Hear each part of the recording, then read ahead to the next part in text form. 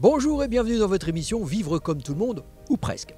Aujourd'hui, je vous emmène dans un premier temps à Chauny, à la rencontre de Jérôme. Jérôme est en reconversion professionnelle après un burn-out.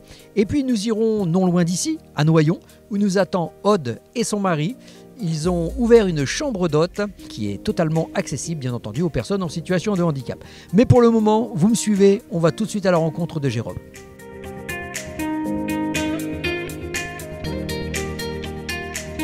Bonjour Jérôme. Bonjour. Merci de nous accueillir. Alors vous êtes ici installé dans une pépinière d'entreprise. C'est ça. C'est bien ça. C'est la pépinière d'entreprise de Chauny. Et vous avez donc une activité qui est une activité de coach de formation. Une activité de conseil, de formation et de coaching. Donc je travaille beaucoup pour des managers, des dirigeants. Eh bien écoutez, si vous voulez bien, on va vous suivre jusque dans votre bureau. Avec plaisir.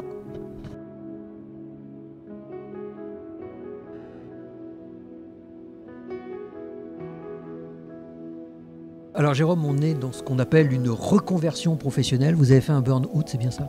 Oui, c'est ça. J'ai été cadre dirigeant et DRH notamment pendant plus de 20 ans. Et comme beaucoup, j'ai connu l'épisode du burn-out, de la dépression, de l'hospitalisation, de l'arrêt de travail très long, du licenciement pour inaptitude et la nécessité d'une reconversion professionnelle. Alors sur cette reconversion, vous avez été aidé. Vous avez eu le BGE déjà, et comment le BGE et la GFIP sont intervenus? Alors en effet, lorsque j'ai eu mon premier rendez-vous avec mon conseiller Pôle emploi, il y avait l'idée de se reconvertir et aussi la nécessité parce que ma santé l'imposait. Et j'ai été orienté vers la BGE pour être accompagné d'abord sur la maturation de mon projet professionnel. Parce qu'à l'époque, c'était pas vraiment un projet, c'était plus une vague idée. Donc il a fallu la creuser et la faire mûrir. Et donc la BGE m'a accompagné tout au long de ce processus sur l'idée, sur l'étude de marché, ce qu'on appelle aussi le business plan. Et la GFIP est intervenue après, en fin de projet en quelque sorte, sur le financement, notamment en termes d'aide pour l'acquisition de matériel. Alors pourquoi avoir choisi justement l'entrepreneuriat alors que vous auriez très bien pu essayer de rechercher un poste salarié quelque part? J'étais assez diminué et pas forcément totalement opérationnel et vendable pour un employeur. Est-ce qu'il y a quelque chose que vous vouliez rajouter par rapport justement à ce parcours qui est un parcours malheureusement pas atypique parce que vous n'êtes pas le premier, vous ne serez pas le dernier à avoir eu un accident de la vie, hein, on va appeler ça comme ça. Mais aujourd'hui, il y a peut-être des gens qui nous regardent, qui se pensent au bout du rouleau. Et pourtant, la vie continue et peut-être pas la même vie, mais il y en a une autre qui redémarre juste à côté.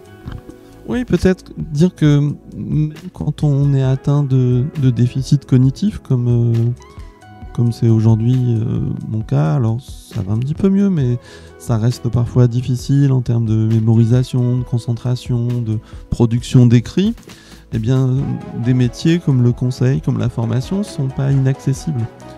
Ça nécessite de s'organiser, de peut-être prendre parfois un peu plus de temps, mais ce sont des métiers où on a tendance à penser que, comme ils mobilisent beaucoup les facultés intellectuelles, qu'ils sont finalement interdit aux personnes qui souffrent de difficultés psychiques. Ça n'est pas le cas. Ça n'est pas forcément facile tous les jours, mais c'est possible et c'est un vrai plaisir pour moi de pouvoir aujourd'hui le dire et d'inciter à finalement oser avoir des projets, oser entreprendre sans se mettre d'interdit. Moi, on m'a beaucoup dit tu pourras pas. Dans ton état, tu n'y arriveras pas. Et j'ai pas forcément voulu écouter ces personnes. Et vous avez eu raison. Voilà, merci Jérôme. Alors, est-ce que vous connaissez une chambre d'hôte qui se trouve à côté de Noyon, à Beaurain-les-Noyons, qui s'appelle la Marguerite 60? Non, jamais entendu. Eh bien, restez avec nous, justement, on va vous y emmener. Donc, direction la Marguerite 60. Après Chauny, Noyon, ou plus particulièrement Beaurain-les-Noyons. Nous allons aller à la rencontre d'un couple franco-américain. Ils ont décidé de quitter l'Amérique pour revenir ici, en France, plus particulièrement en Picardie, pour monter leur chambre d'hôte. Nous allons découvrir tout ça. Bien entendu, c'est totalement accessible. Bonjour Aude, bonjour Dave. Bonjour. Merci de nous accueillir et en plus vous avez commandé le soleil, c'est magnifique. Donc vous avez cette chambre d'hôte à quelques kilomètres à peine de Noyon, dans l'Oise. Alors on voit, tout a déjà été pensé, belle cour macadamée, la place pour les personnes en situation de handicap, mais pas que, vous allez nous faire visiter votre établissement. Avec grand plaisir. Alors aujourd'hui, jour de tournage, vous nous avez appris que c'était aujourd'hui même le 10e anniversaire de l'ouverture de cet établissement. Exactement, c'est ça, le 7 mai 2014 nous avons ouvert. Très bien, eh bien écoutez, on va vous suivre. C'est parti.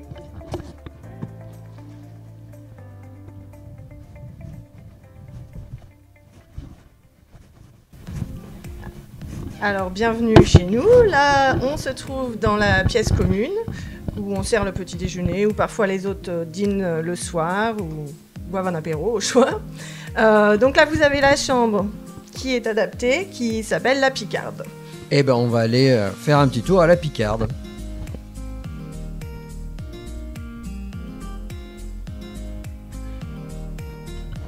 Ah oui, effectivement, elle est suffisamment large pour des personnes en fauteuil roulant. Et puis juste après, la fameuse douche. Voilà, la salle de bain. Je dis souvent à mes hôtes qu'ils peuvent danser dedans.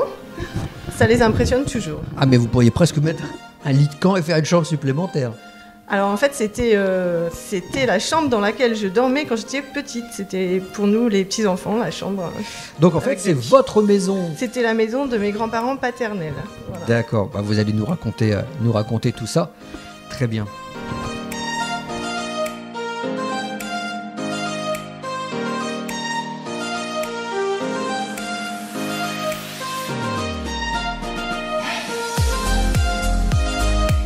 Alors bien sûr, on a deux autres chambres. En face, c'est la chambre bordelaise où on peut avoir des accompagnateurs. Oui, tout ça. Dormir. Voilà. Et à l'étage, on a une chambre familiale qu'on a appelée l'américaine, bien sûr. Bah, pourquoi? Mon mari. Et, petit clin d'œil à Dave. Où on a souvent des familles parce qu'on a un grand lit et deux lits simples. Et donc, on peut bien sûr aller sur la terrasse avec la Je vous suis. d'accessibilité. Et comme il fait beau, c'est magique.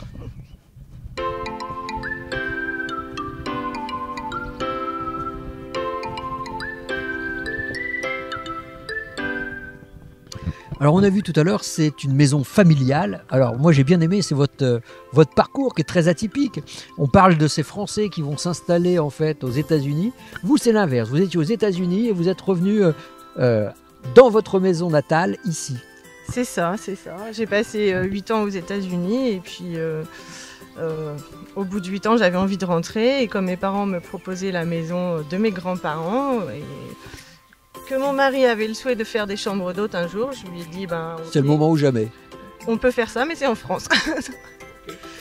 Alors on est ici en Picardie, on est plus précisément dans l'Oise, près de Noyon. Alors c'est agréable, en plus il fait beau, on entend les oiseaux, etc. C'est vraiment un endroit très reposant. C'est ce que viennent chercher en fait les gens qui réservent chez vous? Alors ça dépend, on a tous les cas de figure, mais c'est vrai que quand ils arrivent ici, c'est la première réflexion qu'ils ont, c'est oh là là, c'est calme. Donc, surtout les Parisiens. Après on a des gens qui viennent pour des fêtes de famille, des anniversaires, des mariages. On a des gens qui viennent pour le travail, donc ils apprécient le soir d'être à la campagne. On a des étrangers aussi, bien sûr. On a beaucoup de cyclistes qui viennent de Belgique et des Pays-Bas. Et votre chambre handicapée, elle est occupée souvent par des gens en situation de handicap? Alors souvent non, mais ça arrive quand même fréquemment. Vous vous rendez compte que c'est recherché aujourd'hui? C'est recherché. On a eu des Belges, je crois que c'était l'an dernier, qui sont venus passer 3 jours justement ici. On a un monsieur qui vient 2 fois par an pour voir sa famille. Donc, Alors on en parlait il y a quelques instants, l'avantage également que vous avez ici, c'est que pas loin vous avez matériel médical et que la personne qui est en situation de handicap, qui veut venir passer quelques jours ou même une nuit chez vous, vous avez la possibilité d'aménager la chambre avec un lit s'il faut, avec potence, avec tout ça.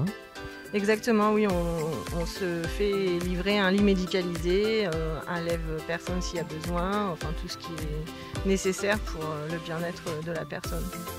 Alors, vous appartenez à un groupement de chambres d'hôtes ou vous êtes totalement indépendant? Ah non, je suis Gîtes de France, Tourisme et Handicap aussi bien sûr. Bien sûr. Et puis après, je suis sur certains sites comme Site Évasion. Et pour le handicap, Tout Libre, je ne sais pas si vous connaissez, oui. Qui sont de Lyon. Ouais. Voilà. Qui référence effectivement tout ce qui peut être les lieux de vacances ou de loisirs. Oui. Alors, cet établissement, on réserve comment? Combien ça coûte? Expliquez-nous un petit peu tout ça. Alors, on réserve soit par la plateforme de Gîtes de France ou les autres plateformes sur lesquelles je suis, soit par téléphone directement. D'accord. En fait, on m'appelle. Par email, les gens qui me connaissent, ils me réservent comme ça. Parfois même par texto. Donc, voilà. Et combien ça coûte? Pour le prix, alors pour 2 personnes avec le petit déjeuner, on est à 75 €. Ouais, et pour une personne seule, c'est 65 €. Ce qui est très raisonnable. Aude, on va rappeler le nom de votre établissement. Et puis, comment on peut vous retrouver? Alors, c'est la Marguerite 60, d'après ma grand-mère, Marguerite. Et vous pouvez me trouver sur Internet à lamarguerite60.com.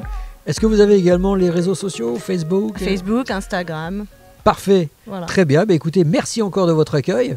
Merci à vous. Merci Dave pour votre accent, ça nous a permis de voyager un petit peu. Merci. Voilà, cette émission est à présent terminée. Merci à vous de nous avoir suivis. On se retrouve la semaine prochaine sur Weboo.